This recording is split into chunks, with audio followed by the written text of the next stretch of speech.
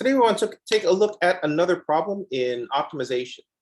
So finding the critical points and classifying the critical points. Remember, this was very similar to the process that we learned in Calc 1. In Calc 1, we set the first derivative equal to 0 and solve, and then we plug those critical points into the second derivative to classify them as a local minimum, a local maximum, or neither.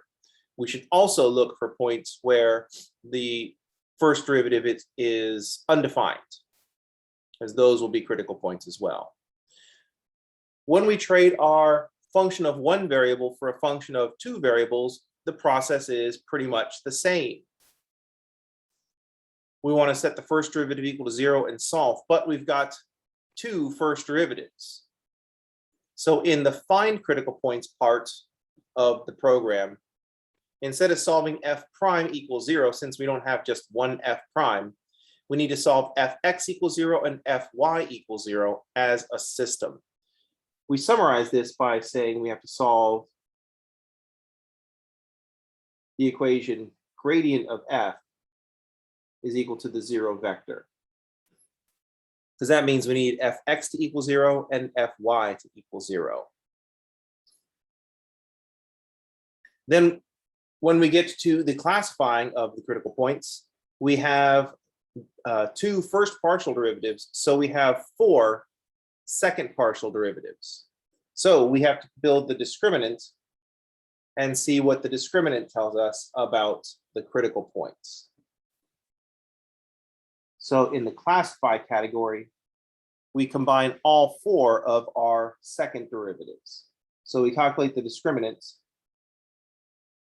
which is going to be fxx times fyy minus fxy squared.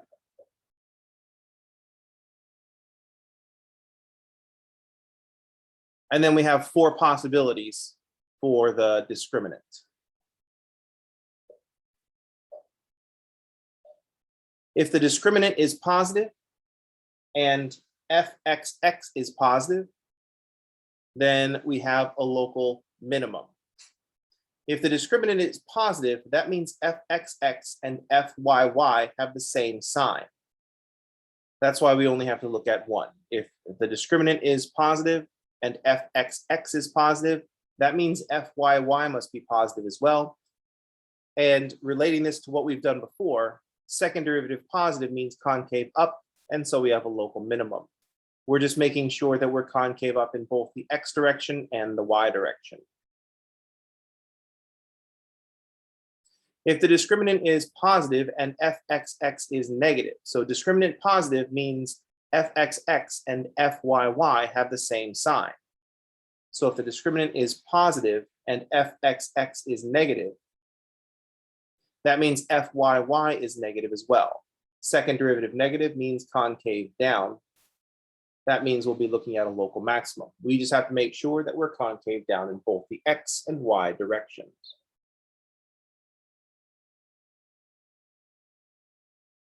If the discriminant is negative, that means fxx and fyy have different signs. So it'll be concave down in one direction and concave up in the other direction. And that's why we can conclude we have a saddle point if the discriminant is negative. Finally, if the discriminant is equal to 0, then we have to do something else. The second derivative is not going to help us, or the second derivative test is not going to help us. So it's just a slightly more complicated of the game that we had before. Solve f prime of x equals 0. Find f double prime at each of the critical points. So let's go through the other interesting thing that will happen when we're doing these kinds of problems. When we're solving the equation, taking the gradient of f, when we're solving the equation gradient of f equals the 0 vector, we're setting up a system of equations. So far, in the problems that we've seen, we've ended up with either just constants. We've ended up with a linear system. And so life was easy. This is because it's 8 o'clock in the morning and I take it easy on myself and give myself linear systems to solve. Then it occurred to me, it's like, oh, we need to look at some nonlinear systems. As we go back into our mathematical history, and we could pinpoint the time that we solved linear systems, found out where two lines intersected. Or for more complicated versions of linear systems, find out where a couple of planes intersected.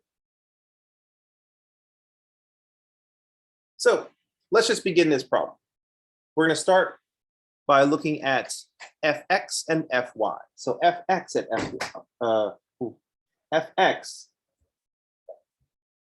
xy. So we're going to take the derivative of 8xy with respect to x. That means y is a constant factor. The derivative of 8x is just 8, so we end up with 8y. Now I have to take the derivative of a quarter x plus y to the fourth. So here I'm going to have 4 times the fourth is 1, x plus y to the third times the derivative of the inside, which is 1. Like I said, I take it easy on myself at 8 o'clock in the morning. So we get x plus y to the third, 1x plus y to the third, times the derivative of the inside, which is just 1. In this case, the derivative of x is 1, and y is a constant term. The derivative of a constant term is equal to 0. So here's one of our equations.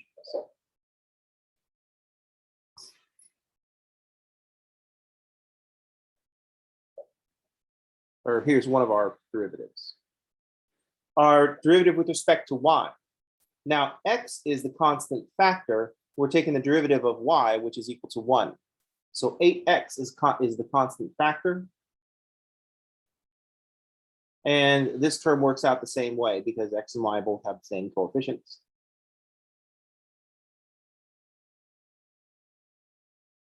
In this case, the one out here from the chain rule is the derivative of y. The derivative of y with respect to y is 1. X is a constant term, so the derivative of x is 0. Any questions on getting to the first partials?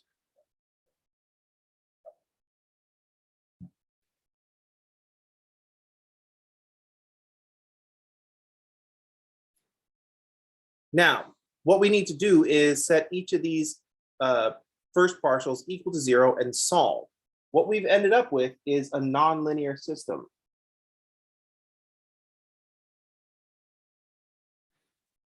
So this is a nonlinear system in x and y.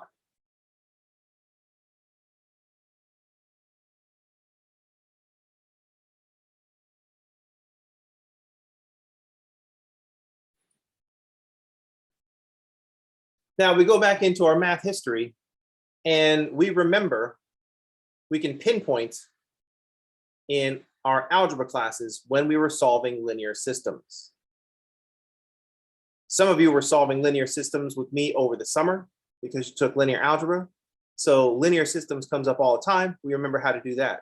When we go back into our mathematical history, we probably do not see solving nonlinear systems. This is because we don't have a nice method for solving nonlinear systems. The nonlinear part opens up all kinds of equations. And so the solution method is to do something. With linear systems, we had different methods. We could graph, we could use the elimination method or the addition method, or we could use the substitution method. But with nonlinear systems, the process is to do something.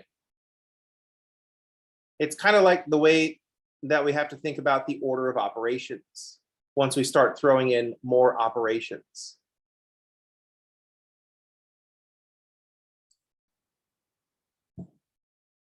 Where the order of operations becomes do the first thing first, do the second thing second, and so on down the line. Then if someone asks, how will we know which is the first thing? The answer is, you'll just know. Read enough and you'll just know. Do enough problems, you'll just know. So here we have a nonlinear system.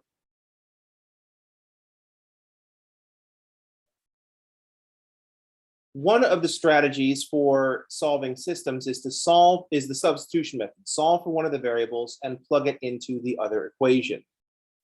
In this case, solving for x would be kind of messy, solving for x in this equation, because I've got x here, I've got the x cubed here.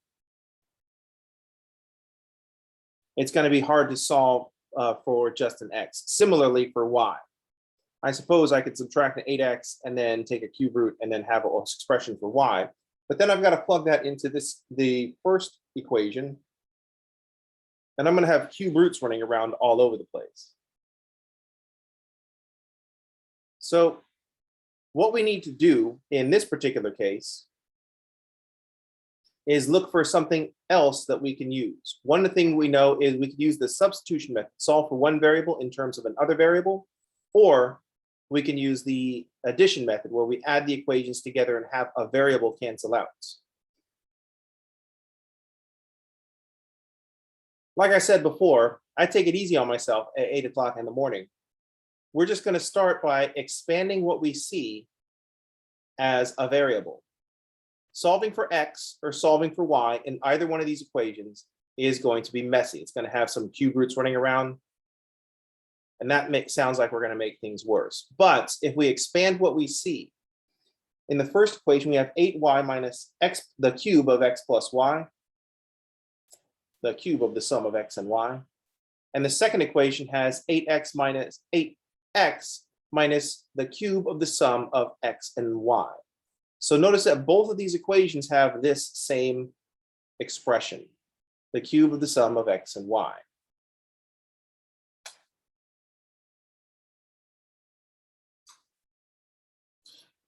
So that we can imagine as one variable. I can eliminate that from my equation. So our strategy is going to be to treat the x plus y to the third as a variable.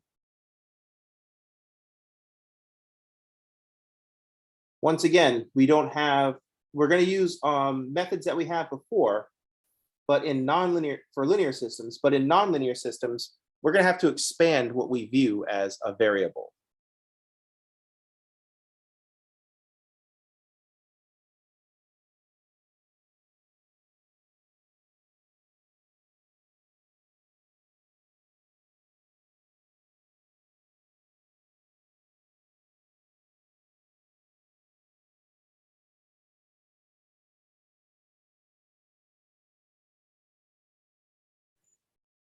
So we can either do the addition method where I cancel this out, or I can do the substitution where we plug one into the other.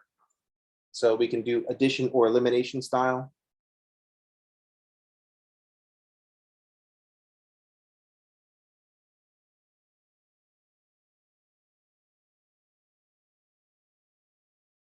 Where I have 8y minus x plus y cubed equals 0. And the other equation is 8x minus x plus y cubed equals 0.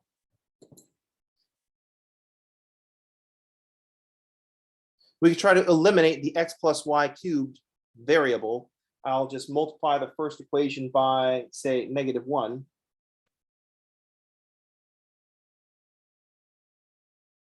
And then add the equations together.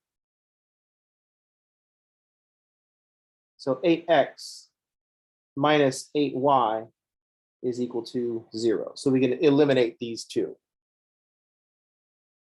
In the substitution method, I can solve the equation not for x or y, but for that whole thing, x plus y cubed. So for a substitution style,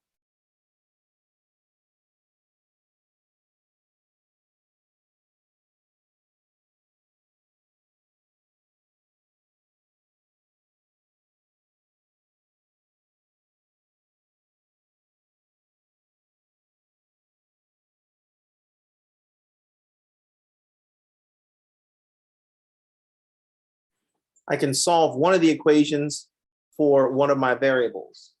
But instead of solving for x and y, I'll say, let's solve this first equation and say that x plus y cubed is equal to 8y.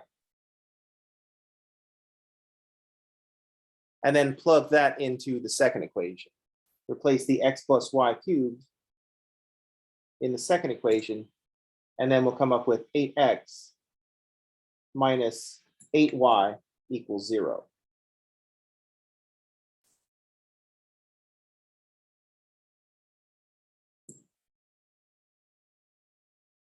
Both styles, we end up at the same place.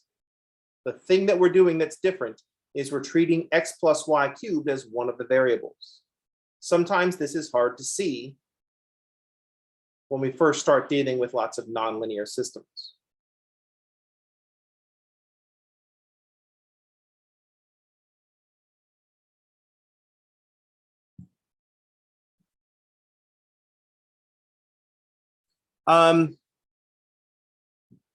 So the question is, how will you know which to use, or can you typically use either? With these two solving systems of linear equations, since I'm just modifying that technique, if you can use one, you can use the other.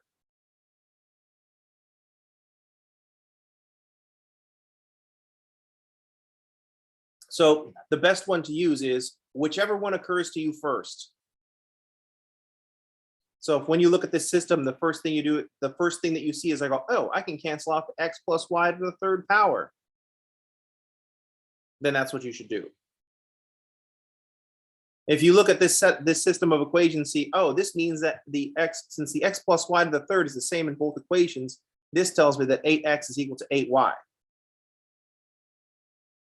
Then that's what you should do. Because notice that in both cases, the conclusion is that 8x equals 8y. So this tells us that x equals y.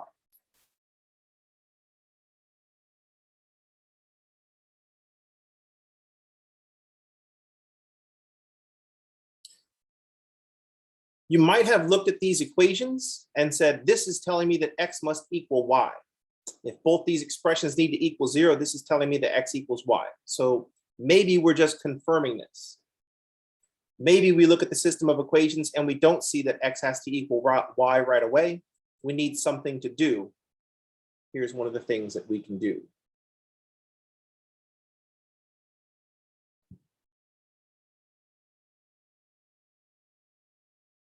So since x equals y, I'm going to take this and plug it into either one of these equations.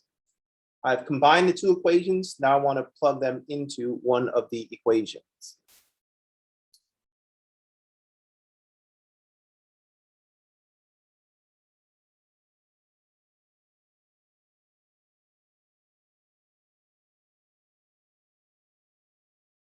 So I'm going to take, it doesn't matter which one we grab, so I'll just grab this first one. If we plug this into the first equation, the fx, this means that 8y minus, and I'm going to write this all in terms of y. So I'm going to plug this x equals y into and replace the x with a y.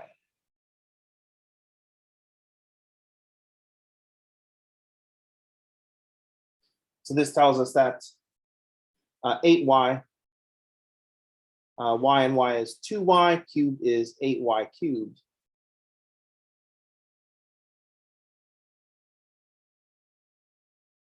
So this has solutions. Well, let's just.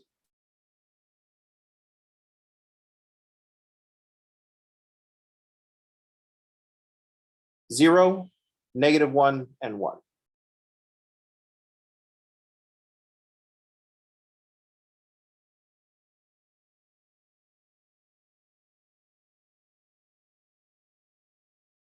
The other requirement is that x is equal to y. So if I plug these into my x equals y, we have our critical points.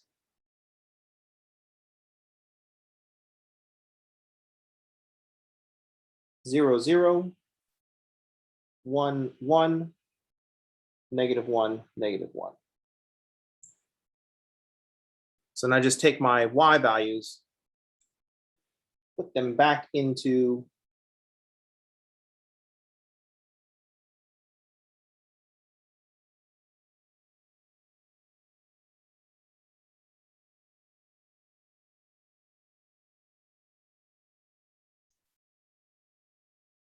the x equals y part, and then write my 3 critical points.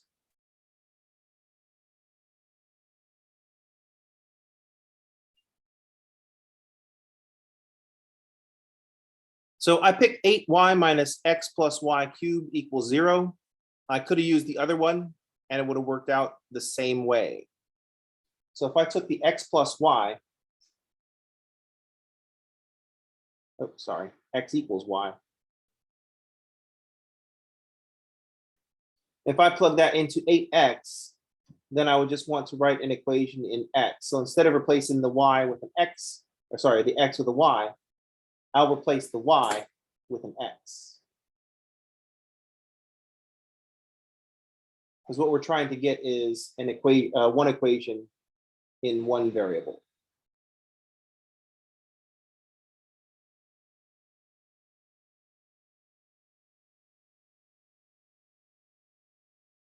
We're trying to get from 2 equations in 2 variables down to 1 equation in 1 variable. We're trying to avoid plugging an equation into itself. We just need to make new equations.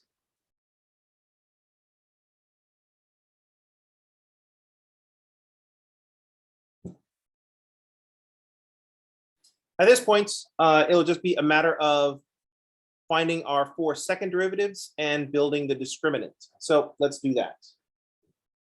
fxx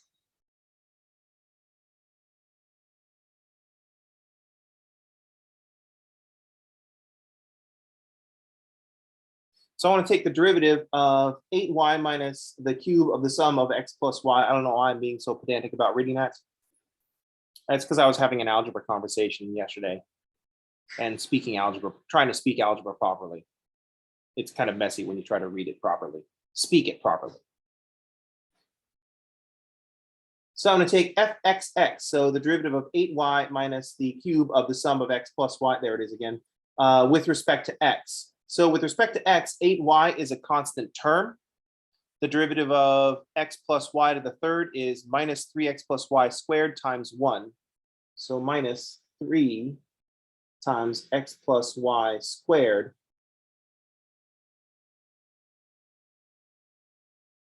I also need fxy.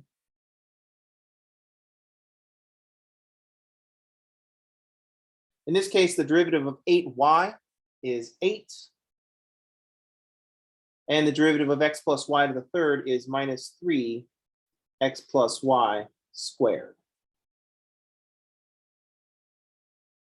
This is also going to be my fyx.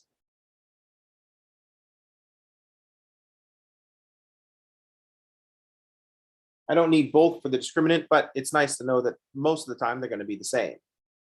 I also need an fyy. So now I'm going to take fy and take the derivative with respect to y. The 8x is a constant term, so I'm just taking the derivative of the cube of x plus y.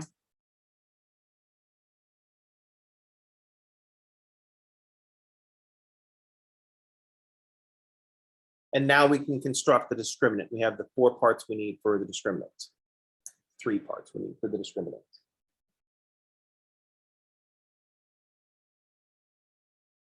So fxx times fyy minus fxy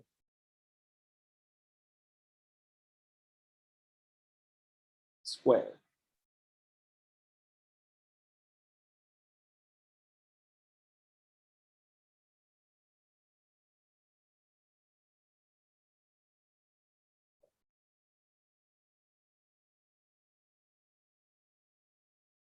And now we're just looking at a bunch of algebra. So we grab the algebra stick and hit this for a while.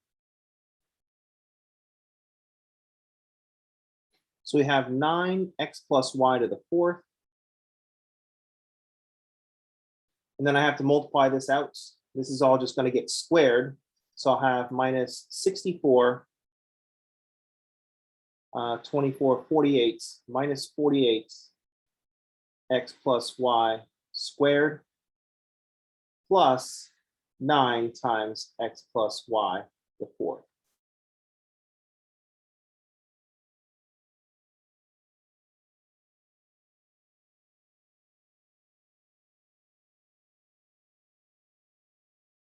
assuming that the algebra is working out okay. Since I'm doing the algebra, that's not a very strong assumption to make, or that is a very strong assumption to make.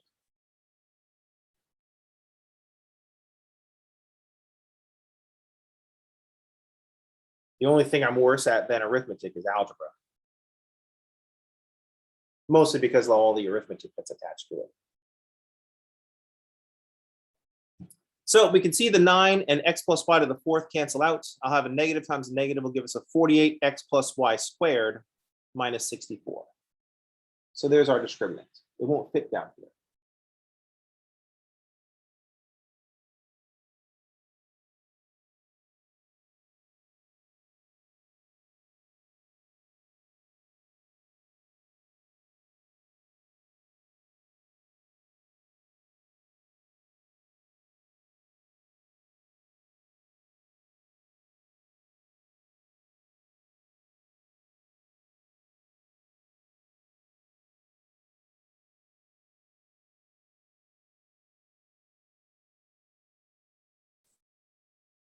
I need to warp.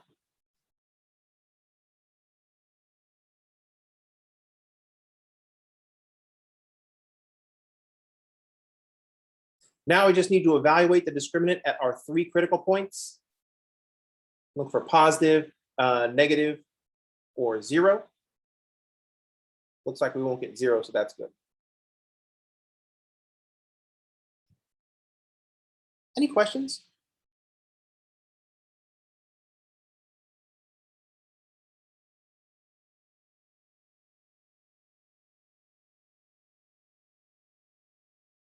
So what happened in this problem, we have to evaluate the discriminant at 0, 0, evaluate the discriminant at 1, 1, and so on.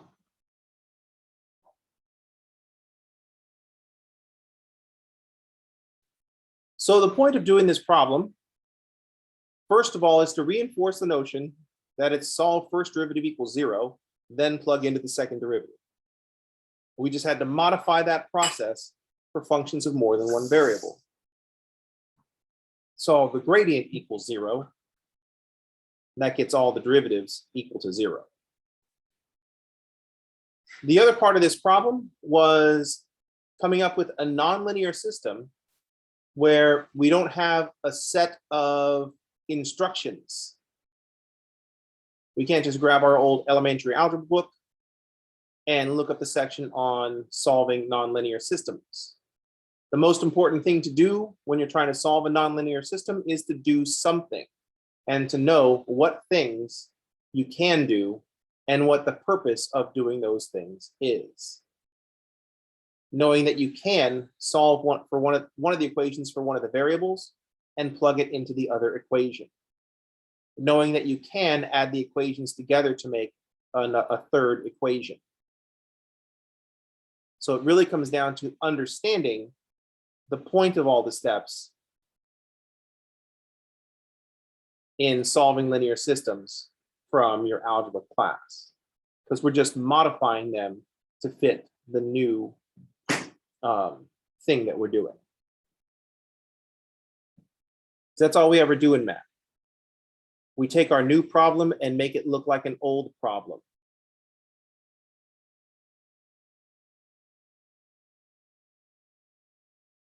That's why I try to use analogies so much.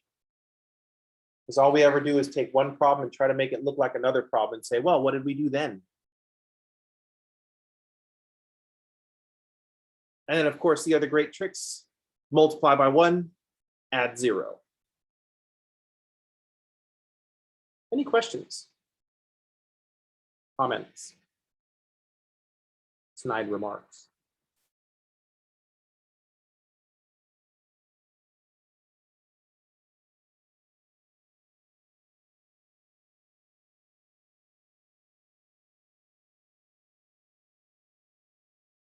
So after we evaluate the discriminant at each of these points, that will tell us what's going on at each of these points. So let's do that. So I've got my critical points of 0, 0. I've got my critical points. So our critical points are 0, 0, 1, 1, and -1, -1. I've got a discriminant of 48 times x plus y squared minus 64. So at 0, 0, so let's evaluate the discriminant at 0, 0. 48 times 0 plus 0 squared minus 64 is 48 minus 64, negative something.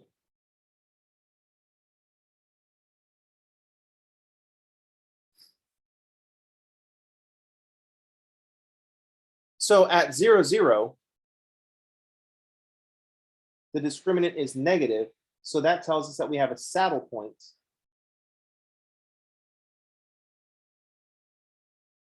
at 0, 0.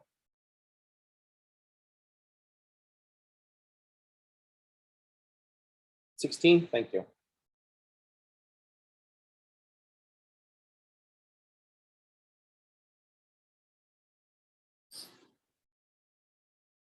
When I first said in my head 48 minus 64, the first thing that came to my mind was for some reason 12, and I knew that that was wrong. So I'm like, oh, wait a second, 12, what the heck? And then I couldn't figure out what it was. I couldn't see the extra 4 here and just put those together. So let's evaluate the discriminant at the points 1, 1. So I have 48 times 1 plus 1 squared minus 64. So we got 1 and 1 squared is 2 squared, which is 4. 4 48ths is 160 32. So 192. 192 minus 64 is a positive number. Thank you, 128. I know if I waited long enough, someone would tell me what it is. And so the discriminant at the point 1, 1 is positive. So then I just have to look at fxx at 1, 1.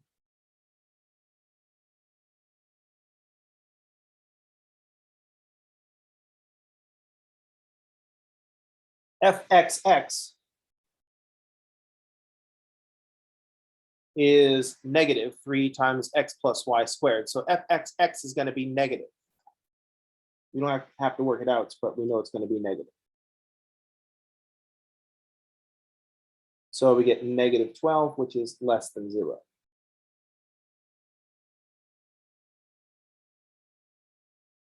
So we didn't have to look at fxx when the discriminant was negative, because if the discriminant is negative, we go directly to saddle points. We don't pass go or collect $200.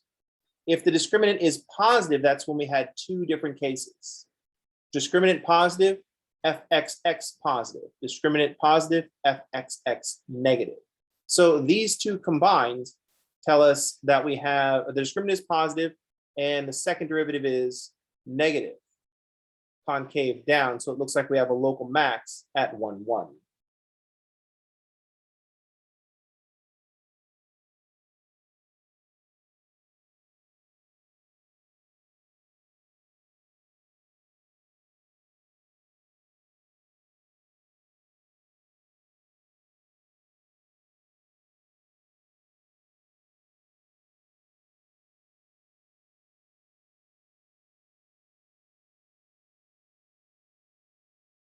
Oh, it should be negative 64, you're right. For some reason, I put that as 1.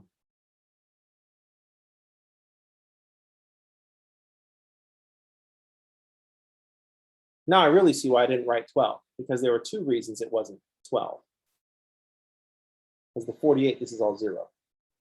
Doesn't change our conclusion, it was still negative. Then we want to do the same thing at -1, -1, and we're going to come up with the same conclusion that we did for 1, 1. because the negatives are going to show up here. -1 minus 1 is still -2, but when we square it, that's still +4. So it looks like we're going to have a local max at -1, -1 as well.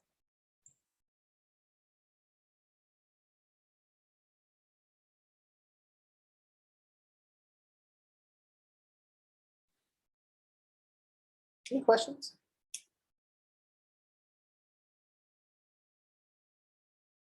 Taking a step back, overall, this was the same process that we had back in Calc 1. Set the first derivative equal to 0 and solve, plug the results into the second derivative. They were just more involved because we have more variables.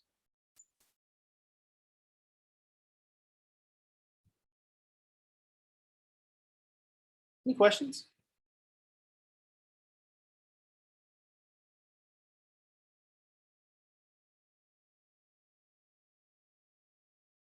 Always good when I get nice get recordings of me doing 48 times 0 is equal to 48. I don't edit my videos, so it's not like I'm going to go back and change this. So I'm just going to leave it in. So on the internet, you'll have recording. College professor multiplies 48 times 0, comes up with 48.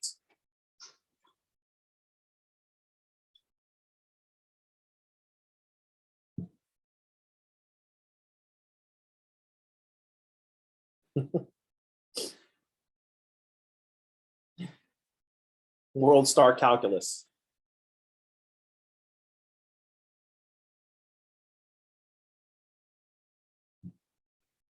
Any questions? Comments? Deep thoughts? It's one of the reasons it's really uncool if I like made you do problems, demanded perfect accuracy on one try. It's like, dude, I can't even do that. You know what I mean?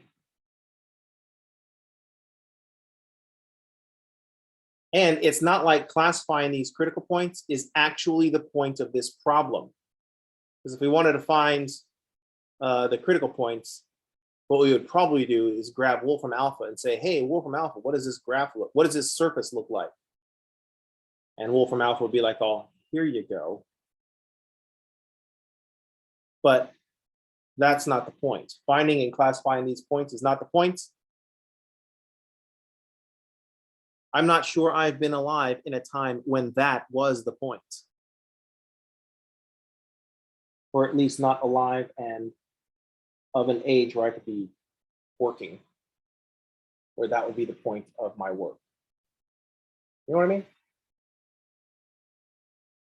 It's the thing we lose sight of the most in math classes.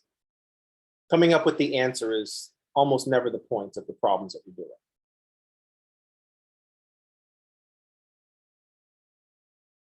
Everything gets super skewed by the stuff that we do in math classes. A few years ago, I realized that students leave their algebra classes with this completely skewed view of how polynomials work.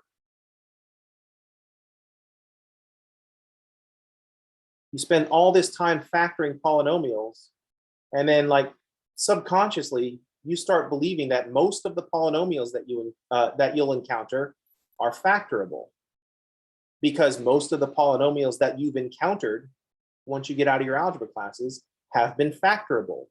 We only save a few of them to be not factorable so that you get a reminder that some polynomials aren't factorable. But the fact is, most polynomials aren't factorable. If we start picking polynomials at random, they're not going to be factorable. Because factoring the polynomials was never the point of the problem.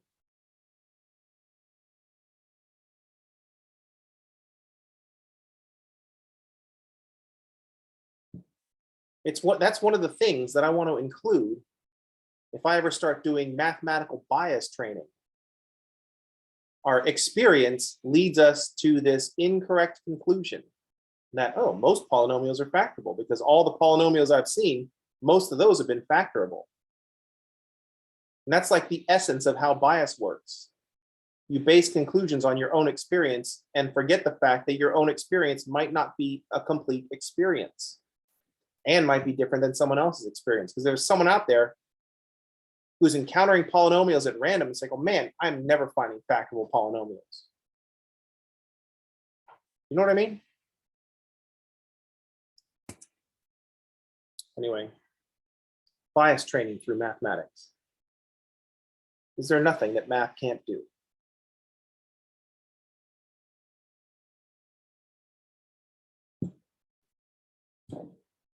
All right. All right, that's going to do it for today. That's going to do it for today. I'll see y'all on tomorrow. Everybody have a good day, and thanks for playing.